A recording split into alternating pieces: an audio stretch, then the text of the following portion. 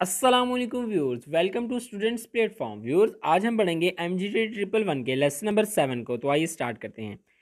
History of public administration. School से वो complete हो गए हैं, अभी इसकी हिस्ट्री शुरू हो गई है। ये पहला पोर्शन है इसका, इस टॉपिक का पहला लेक्चर।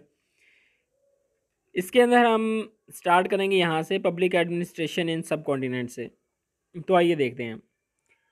मुगल दौर में मैनेजमेंट बहुत अच्छी थी, निज़ाम बहुत अच्छा चल रहा था। ब्रिटिश जब आए उन्होंने माइनर तब्दीलियां की, ज़्यादातर इन्हीं चीज़ों को वो लेकर चलते रहे। Traditional functions of government: maintain law and order, peace and security. कोई भी गैर कानूनी चीज़ ना हो, जो भी लॉ बनाए जाएं इनको फॉलो किया जाए।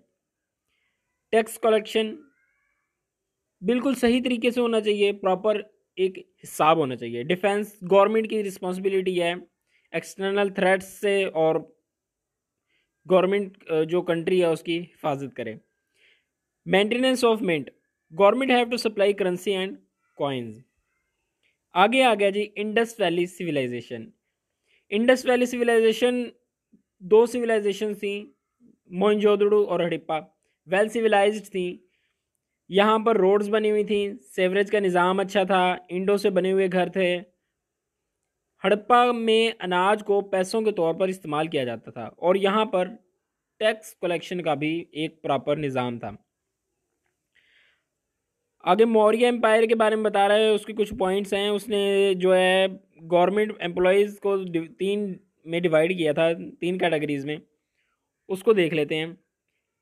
पहली है district officials, were responsible for irrigation, land measurement, hunting, agriculture, roads and distance stones. District official जो है ना, उनकी रिस्पॉन्सिबिलिटी ये सारे। इरिगेशन जो है इसको आबपाशी को कहते हैं, आबपाशी का जो निज़ाम है। लैंड मेजरमेंट, ज़मीन की पैमाइश, शिकार वगैरह, ये सब डिस्ट्रिक्ट ऑफिशियल की रिस्पॉन्सिबिलिटी थी। Officials who dealt with military, army was maintain to defence the borders and it was well looked after. Army का काम है बॉर्डर की हिफाजत करना। नंबर 3 पे कैपिटल मैनेजमेंट है। कैपिटल मैनेजमेंट में वो 6 जो हैं इसने पॉइंट दिए हैं। Supervision of factories, care of foreigners, birth and deaths, trade and commerce, inspection of manufactured articles and collection of sale tax. ये कैपिटल मैनेजमेंट में 6 चीज़ें आती हैं। ये हम शॉर्ट क्वेश्चन के तौर पे आ सकते हैं, इसको याद रखिएगा। आगे आ गया जी मुगल पीरियड। मुगल पीरियड में क्या था? मुगल पीरियड में पहले बादशाह हैं शेर शाह सूरी। शेर शाह सूरी के बारे में कि ये इंपॉर्टेंट पॉइंट जो है ना, ये हाईलाइट क्यों हैं। बाकी एज सच इतना कोई इंपॉर्टेंट नहीं है, लेकिन ये जो हाईलाइटेड पॉइंट ही कर पढ़ लेना काफ़ी हैं आपके लिए। तो इन्होंने कहा था, इन्होंने क्या काम किया, इन्होंने सब कॉन्टिनेंट को 47 डिवीजन में तकसीम किया और फर्दर इसकी सब डिवीजन्स बनाई। बहुत ही ज़बरदस्त सिविलाइजेशन थी इनकी, बहुत ज़बरदस्त काम किया सिविलाइजेशन पे। इन्होंने जीटी रोड बनाई जो पेशावर से कलकत्ता तक थी, और वो आज भी मौजूद है। ये इंपॉर्टेंट एमसीक्यूज़। आगे अकबर की बात कर रहा है। उन्होंने सिविलाइजेशन के लिए बहुत काम किया। उन्होंने सर्विस सिस्टम को स्टेप वाइज किया, मतलब उसमें हायरार्की की। सिविल सर्विसेज में आने के लिए किसी रिलेशन या किसी रिलीजन का होना ज़रूरी नहीं है। ये इनके पॉइंट्स हैं, इनकी 3, इनको डिस्कस करूँ। बिल्कुल अनबाइस्ड होकर इनकी सिलेक्शन की जाए। उन्होंने कहा कि सोइल के हिसाब से इसका टैक्स लिया जाएगा। अगर अच्छी है तो टैक्स ज़्यादा होगा, अगर बंजर है तो उस हिसाब से टैक्स कम होगा। जुडिशियल ऑफिसर्स जो हैं अपॉइंट किए गए, जो कि डिस्ट्रिक्ट, टाउन और विलेज लेवल पर जाकर लॉज को इम्प्लीमेंट करें। कोतवाल चीफ पुलिस ऑफिसर को तैनात किया गया कानून की इम्प्लीमेंटेशन के लिए। आगे जहांगीर के बारे में उन्होंने कहा कि ईस्ट इंडिया कंपनी को फैक्ट्री लगाने की इजाज़त दी थी जहांगीर ने।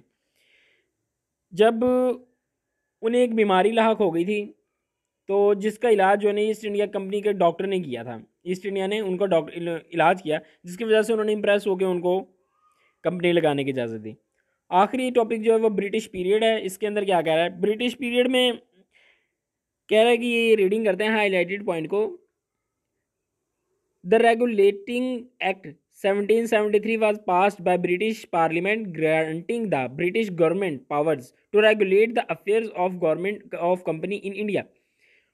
1973 एक्ट की इम्प्लीमेंटेशन करवाई ब्रिटिश पार्लियामेंट से, और अपने लिए जो गवर्नमेंट के अंदर इंडिया के अंदर जो कंपनी थी ना उसके लिए मज़ीद पावर मंगवाई, फोर्सेस मंगवाई, और फिर बाद में इन्होंने बहुत सी जंगें हुई और आखिरकार ये जंग जीत भी गए और रूल इनको मिल गया। खैर ये एक पार्ट था हिस्ट्री का। नेक्स्ट लेक्चर में इसका नेक्स्ट पार्ट पढ़ेंगे।